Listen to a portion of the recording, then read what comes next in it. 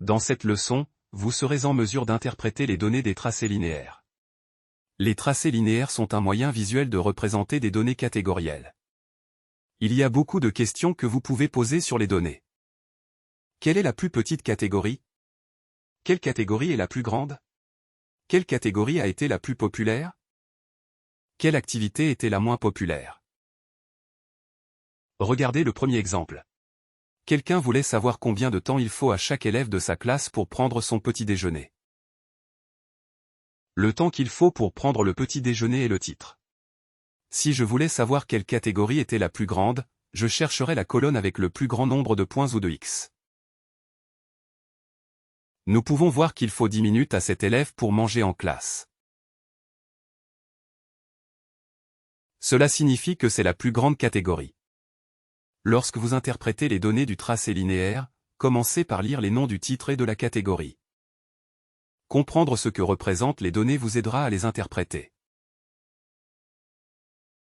Nous pouvons également comparer les catégories.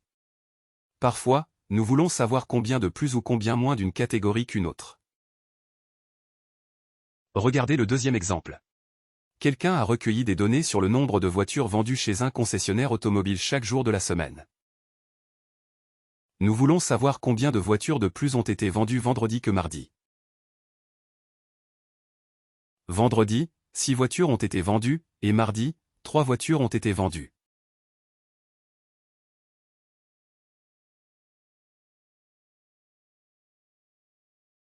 « 6 moins 3, c'est 3.